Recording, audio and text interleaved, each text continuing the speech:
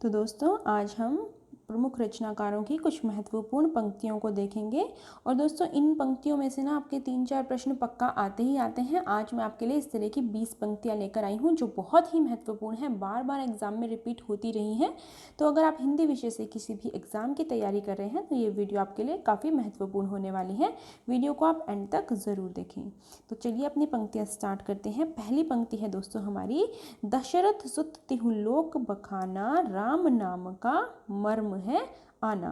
तो दोस्तों ये पंक्ति किसकी है आपको ये बताना है। दशरथ सुत तिहु लोक बखाना, राम नाम का मर्म है आना।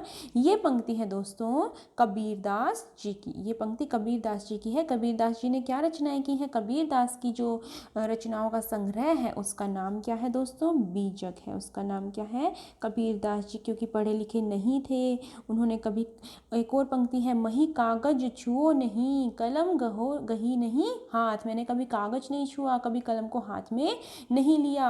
तो उनकी वाणी का संग्रह किसने किया था? उनके शिष्य ने उनकी वाणियों का संग्रह किया था, उनके शिष्य धर्मदास जी ने। किसने? धर्मदास जी ने उनकी वाणियों का संग्रह किया था। किसमें?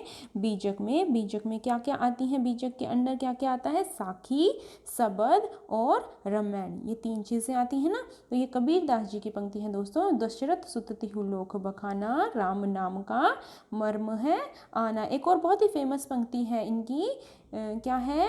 तुम बिन जानो गीत है यह निज ब्रह्म विचार। ये पंक्ति भी कबीरदास जी की है। तो हम ये नहीं है कि हमें सिर्फ एक पंक्ति पढ़नी है, हमें उसके बारे में काफ़ी डिस्कशन भी करना है ताकि आपकी और नॉलेज भी बढ़ती रहे, आपका रिवीजन साथ साथ होता रहे। ठीक है, नेक्स्ट हम आते हैं, प्रभु जी तुम चंदन हम पानी, जाके अंग अंग बात समानी। ये पंक्ति किसकी है दोस्तों?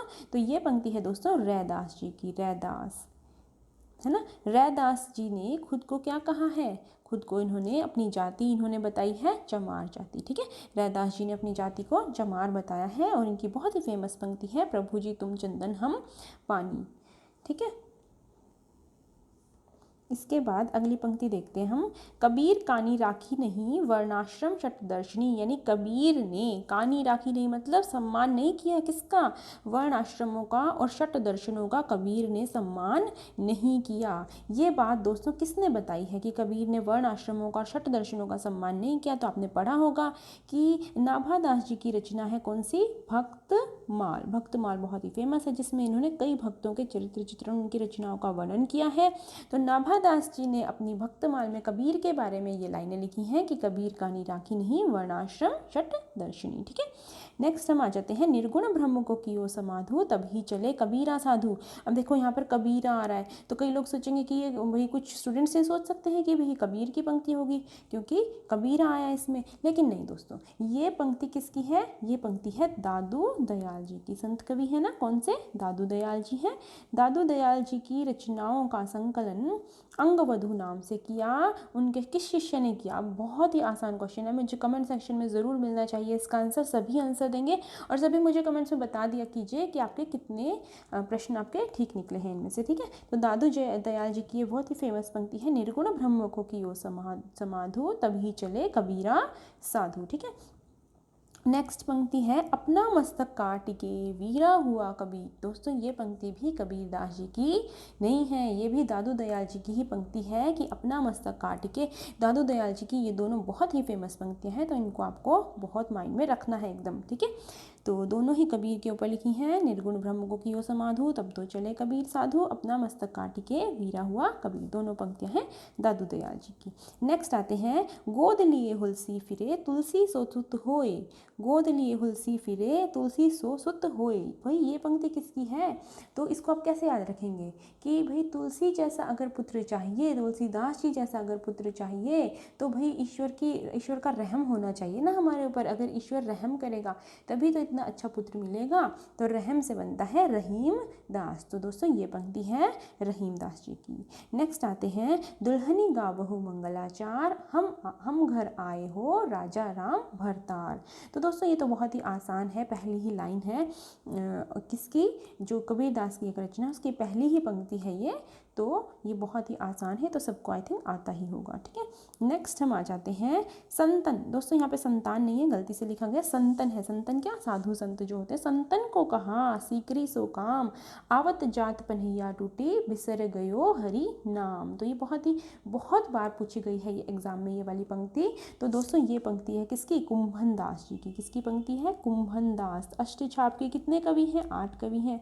उनमें से पहले कौन से हैं, कुंभन दास जी हैं। अष्टछाप के पहले कवि हैं कुंभन दास जी। और कुंभन दास जी जो हैं किसके शिष्य हैं, वल्लभाचार्य के शिष्य हैं या फिर किसके शिष्य हैं, विट्ठलनाथ जी के शिष्य हैं। ये मुझे आपको बताना है, नहीं ये आपको मुझे बताना है, कमेंट्स में ज़रूर लिखना है कि भाई वल्लभाचार्य जी के शिष्य हैं या विट्ठलनाथ जी के शिष्य हैं।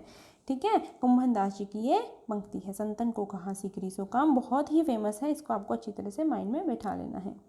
इसके बाद आते हैं हम, जो नर दुख में दुख नहीं माने, जो नर दुख में दुख नहीं माने। ये पंक्ति है दोस्तों गुरु नानक जी की। गुरु नानक जी है ना, गुरु नानक जी की पंक्ति है, जो नर दुख में दुख नहीं माने। ये आपको याद करनी है। मोमन गिरधर छवि पे अटक्यो। गिरधर कौन होते हैं, श्री कृष्ण जी होते हैं ना, गिरधर बोलते हैं। ठीक है, और मोह मन, मेरा मन तो गिरधर की छवि पे ही अटक गया। भाई किसका मन अटक जाएगा, जो कि उनके पक्के भक्त होंगे, जो उनके दास होंगे। तो ये पंक्ति है दोस्तों किसकी, कृष्ण दास जी की। कृष्ण दास जी की पंक्ति है, मोह मन गिरधर छवि पे अटक्यो। ठीक है, नेक्स्ट हम आ जाते हैं अपनी अगली पंक्ति पर। आरती कीजिए हनुमान लला की, दुष्ट दलन रघुनाथ कला की। है ना, ये वाली आरती गाते हैं ना, तो ये वाली आरती की जो ये पंक्ति है ये किसकी है, तो दोस्तों ये पंक्ति है रामानंद जी की। इसमें बिल्कुल भी आपको कंफ्यूज नहीं होना है। ठीक है, और अगली पंक्ति है, अगली भी एक आरती की ही पंक्ति है, ओम जय जगदीश हरे। तो इन दोनों में कई बार कन्फ्यूज़न हो जाता है कि कौन सी किसकी है, उल्टा पुल्टा हम लिख देते हैं काफ़ी बार। तो ओम जय जगदीश हरे, ये वाली जो आरती हम गाते हैं बहुत ही श्रद्धा से गाते हैं, बहुत श्रद्धा से गाते हैं ना। कहीं पर भी कोई हवन होता है, कोई यज्ञ होता है, कहीं पर भी कुछ भी होता है, तो लास्ट में हम कौन सी आरती गाते हैं, ओम जय जगदीश हरे गाते हैं।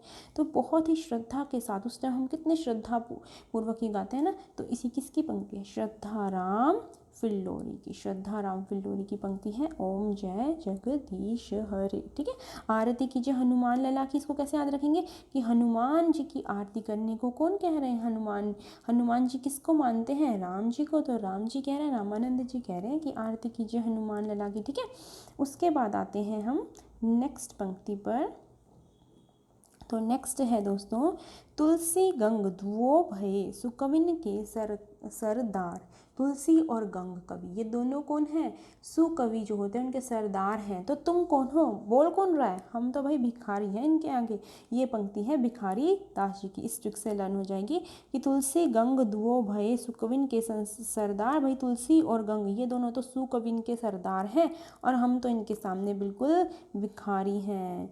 ये सरदार हैं तो हम भिखारी हैं। तो ये पंक्ति हो गई दोस्तों किसकी, भिखारी दास जी की। ठीक है, नेक्स्ट हम आ जाते हैं, पुष्टि मार्ग को जहाज जात है, कछु लेना हो तो ले लई। ये पंक्ति है किसकी दोस्तों, विट्ठलनाथ जी की। कब बोला था इन्होंने ये बात, जब सूरदास जी की मृत्यु हो जाती है तो ये कहते हैं कि पुष्टि मार्ग को जहाज जात है, कछु लेना है तो ले लई। ऐसे ही करके कुछ पंक्ति है किसकी, विट्ठलनाथ जी की। ठीक है, नेक्स्ट है हमारा, अजगर करे न चाकरी पंछी करे न काम। इसमें तो आगे आ ही जाता है ना रचनाकार का नाम। अजगर करे न चाकरी पंछी करे न काम, दास मल्लुका कह गए सबके दाता राम। तो मल्लुका आ जाता है इसमें, तो मल्लुक दास जी की पंक्ति है। ये बहुत ज़्यादा इंपॉर्टेंट है। ठीक है, मल्लुक दास जी की पंक्ति, जब ते प्रीति श्याम ते कीनी, तात दिन ते मेरे इन नैननी, नेकहु नींद न लीनी। जब से मुझे शाम से प्रीति हुई है ना, तब से मेरे इन आँखों में नींद नहीं है। तब से मेरी नींद क्या हो गई है, मेरी नींद तब से गायब हो गई है। तो ये भाई इतनी ज़्यादा इनको शाम से लगाव हो गया है कि उसी में इनको आनंद आ रहा है। उसी में आनंद आ गया तो नींद की ज़रूरत ही नहीं है। तो परम आनंद आ रहा है उसको, किससे, शाम से, प्रेम में परम आनंद में डूबे हुए हैं ये। तो ये कौन है, परमानंद दास। शाम से इतनी प्रीति हो गई है कि आंखों में नींद गायब हो गई है और इतना आनंद आ गया है इनको, किसको, परमानंद दास जी को। ठीक है, इतनी ज़्यादा आनंद में ये डूब गए हैं। नेक्स्ट आता है, जाके प्रिय न राम वैदेही।